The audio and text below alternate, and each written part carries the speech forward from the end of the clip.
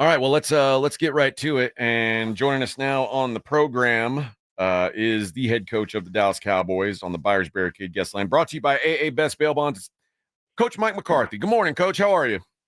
I'm doing well. Good morning.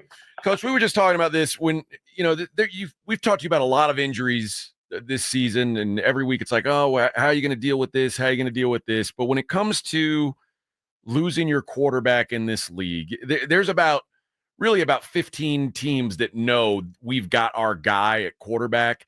And when you have that guy, everything that you do is built around that guy. When you lose him and you've got enough fires to put out, but when you lose Dak for the foreseeable future, I mean, how hard is it to just adjust everything you're doing while still trying to deal with the multiple other fires that are going on in the house?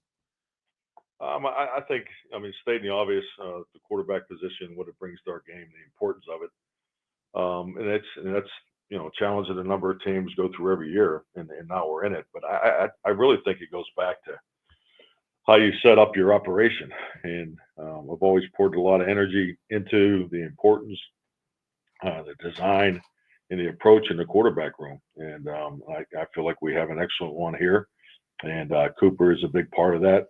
Even when Dak is the starter, and now it's his turn, and he's fully prepared. He has the confidence of everybody in the room, not just the players but also the coaches. So I think it just goes back to how you train and how you operate every day, because it gives you a good opportunity to compete and win during these times. Coach, what stands in the way often becomes the way, and as you have the quarterback that you're comfortable with, the way will be with Cooper. What is it about Cooper that that stands out? What's the thing that you look forward to having him out there doing? Cooper's super consistent. Has great command of the offense. He's very bright. He's played quarterback his whole life, so he really knows how to play the position, how to manage the game. His decision making. He doesn't take a lot of chances. So there's a level of consistency. Really comes from his discipline and how he plays the game.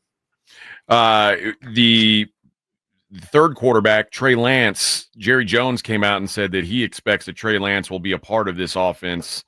How much Trey do you expect to insert? And is this something like where there's going to be packages, or are we talking about maybe it's going to almost look like a preseason game where we see a guy for a while and then we might see a full drive of Trey Lance? I'm playing to win the game, so I think there's always a lot of ideas floating around, but we have a game plan that was built off what we've been doing in the past. We're not here trying to recreate the wheel. So we're playing to win this game.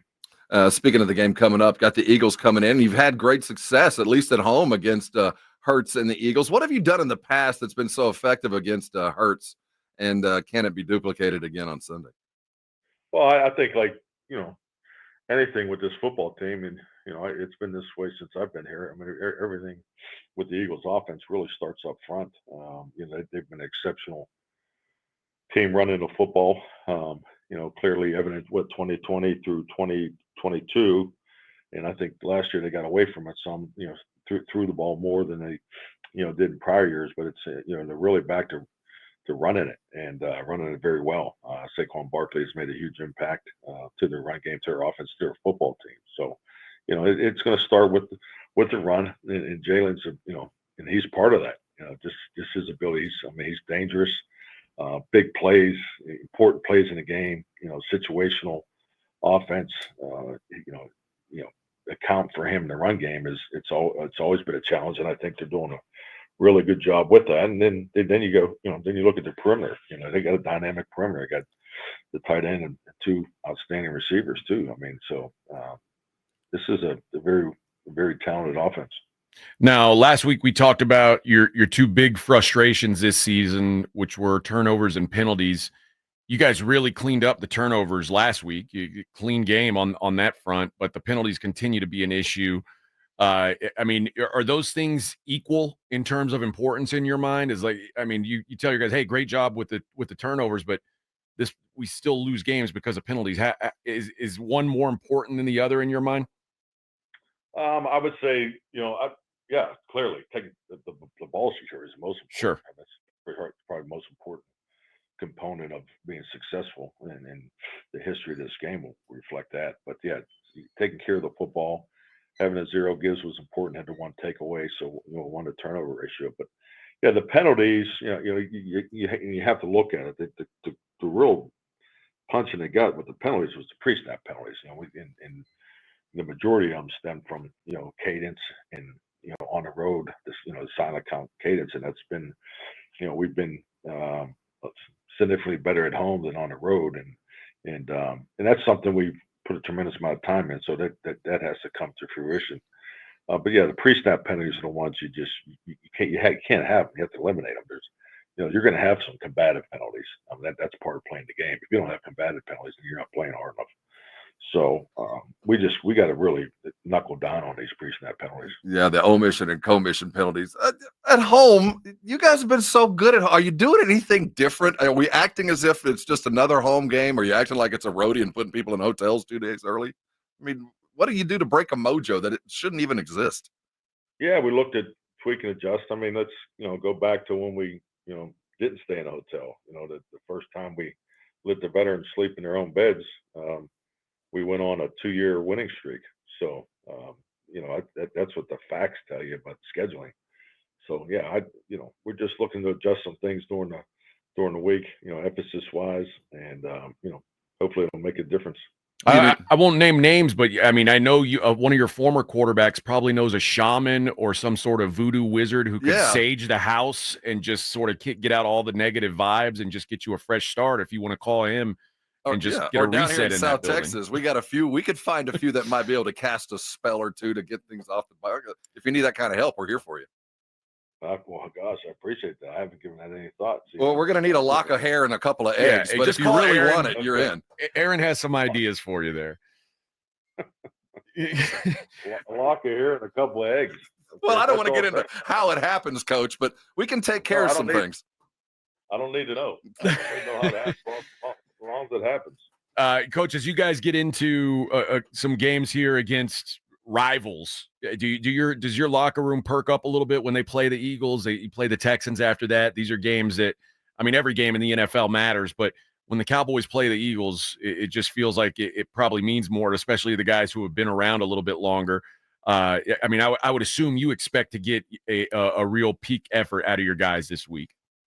Yeah, definitely. I mean, it's a rival game. That's how we start the week. Talk about the series, the history of the series, and the importance of, these division games. And, and the Cowboys and Eagles has always been, knockdown, drag out type games. So that's what we expect. And the most important thing is the veterans, the players that have been here know, you just got to make sure the rookies, the first year player, make sure they're engaged and totally, what the heck we're getting ready to go do and how we're going to do it. Just as a fan, Coach, when you watch film of Saquon, have you seen anything like that short of Sanders? I mean, that a couple of plays last week are indicative of what he's done all season. And when you see a back like that who is as shifty, what's the first thing you tell your defenders to do? Is it to break down early, go for the ankle? What do you do?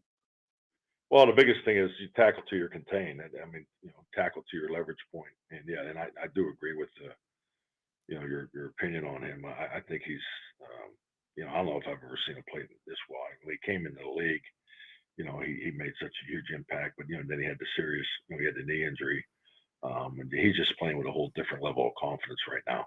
So, and they're feeding him. So, I mean, he had the big touchdown, catch on the chow route, the wheel route up in the end zone. So he's not only just doing it from the backfield, he's doing it coming out of the backfield too. Those Pennsylvania boys, I'll tell you what. Coach, it looks like about every key player leader on your team has an injury designation, from CD and Dak to Trayvon and Parsons and D-Law and Zach Martin. How many of those guys you expect to play? And if they can't, I mean, who are the guys that you expect to step up as leadership on this team? Well, I mean, D-Law, he's not ready yet. But, right. I think I see the other guys playing. Okay, so you expect Micah to be out there this week? Yes, I do. And Bland? Bland, I'm sorry. No, he's unless he unless he has a great day today and practices tomorrow. So, So were you talking about Kendricks? No, he was talking about Diggs. No, Diggs. Yeah, he was talking about Diggs and CD. Trayvon, Trayvon and CD and Mike have all practiced this week, and Zach has just been on a veteran day on Wednesday, so I see him going too. All right, that is head coach of the Dallas Cowboys, Mike McCarthy. Coach, one more question before we go. If Dak, if this season is kind of over from a wins loss standpoint, a playoff possibility standpoint, by the time Dak's ready to go, do you bring him back, or do you kind of say, all right, let's reset this, Dak? You keep getting your body right and be prepared for the off season, or are you trying to get Dak back as soon as possible, even if the games are meaningless at that point? I mean, honestly, I mean it's it's way too early to have that conversation. I know he's continuing to get evaluations next week, so I think just like any injury with our players, you have to get all the information, and he needs to make the best decision for himself and for the long term. So that's really where the focus is. All right, that is head coach Mike McCarthy, brought to you by AA Best Bail Bonds. Coach, we appreciate the time, and we'll talk to you again next week. Good luck against the Eagles. Best of luck. Thank you, gentlemen. Appreciate it.